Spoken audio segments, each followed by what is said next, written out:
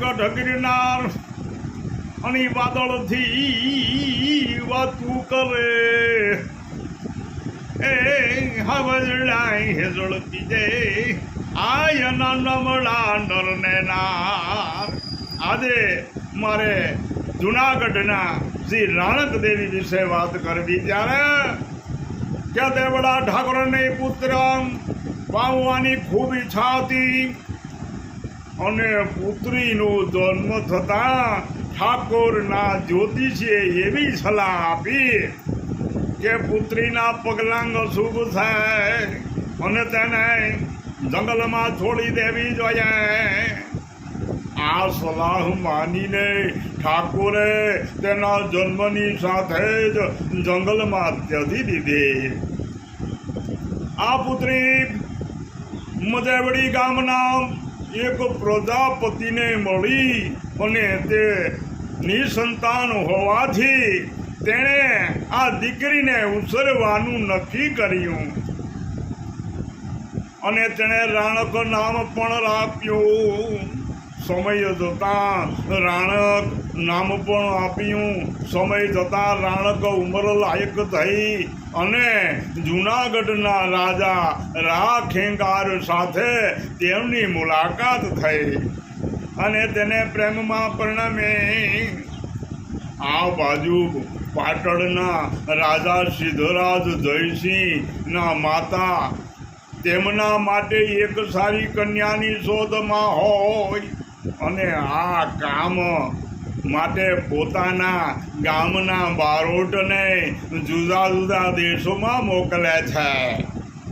બારોટની મુલાકાત રાણક સાથે થાય છે અને બારોટ રાણકના પિતા પ્રજાપતિને મળી અને સિદ્ધરાજ માટે રાણકના વિવાહની વાત કરે છે. સિદ્ધરાજ અને રાખેંગાર એકબીજાના દુશ્મન હોય.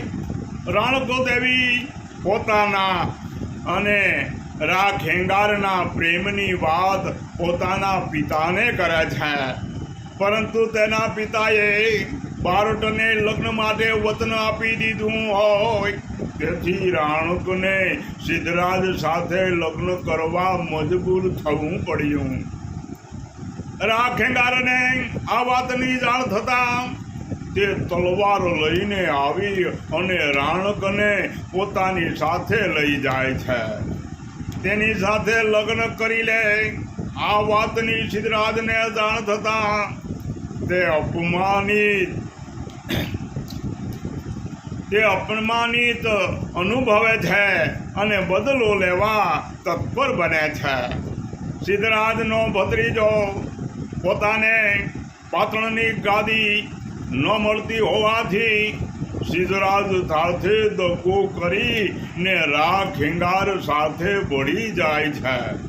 ઘણા વર્ષો સુધી સિદ્ધરાજ જૂનાગઢ પર હુમલો કરે છે, પરંતુ તેનો પરાજય થાય છે. અંતે 12 વર્ષો પછી સિદ્ધરાજ પોતાના ભત્રીજાને ગાદીની લાલચ આપી સડકપટથી જૂનાગઢ પર હુમલો કરે છે અને રાખેંગારને પરાજિત કરે છે અને તેનું માથું કાપી નાખે છે. તે રાખેંગારના બંને પુત્રોને પણ મારી નાખે છે અને રાણક દેવીને પોતાની રાણી બનાવવા ઈચ્છા વ્યક્ત કરે છે, પરંતુ રાણક દેવી તેને શાપ આપે છે અને રાખેંગાર પાછળ સતી થઈ જાય. જૂનાગઢના રાખેંગાર યુદ્ધમાં જ્યારે ઢળી પડે ત્યારે રાણક દેવી ગિરનાર પર્વતને કહે છે. શું કહે કે ગોદાલા ગિરનાર વળામણાએ વેરી ગયો ઇમરતા રાખેંગાર આ ખડડીને ખાંગાઓ નથી આવો. હે ગિરનાર, તારો ધણી રાખેંગાર ઢળી પડ્યો અને તું હજી અડીખમ ઊભો છે. એવી લોકવાયકા છે કે આ વેણ સાંભળી ગિરનારના પથ્થરો આપોઆપ પડવા માંડ્યા.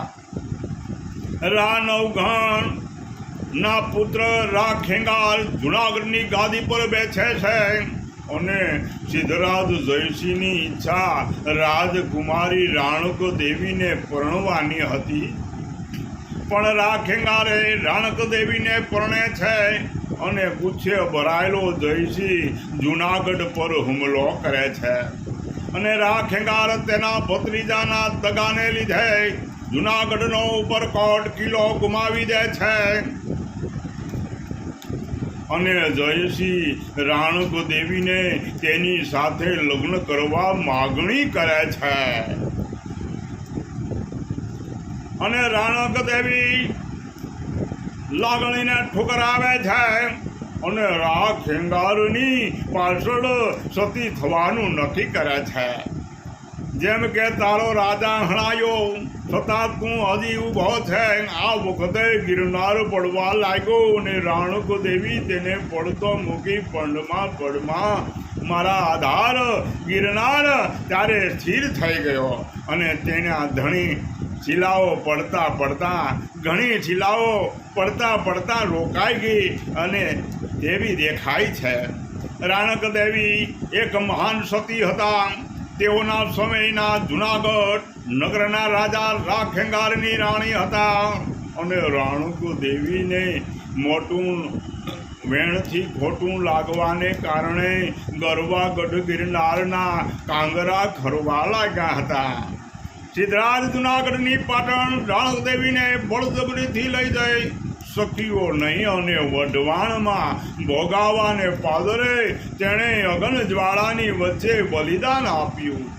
સિદ્ધરાજને તેણે કહ્યું, મને પામવાની લાલચ છે ને તો આવ સળગતી ચિતામાં મારી સાથે આવીને ભસ્મીભૂત થઈ જા। કદાચ આવતા ભવે તું મને મેળવી શકીશ।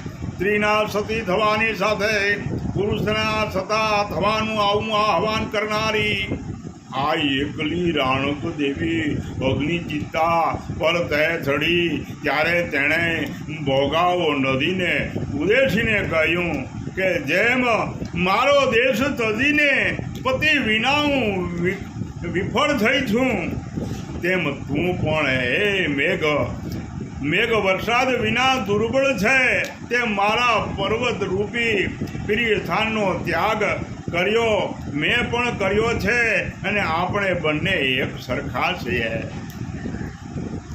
જય જય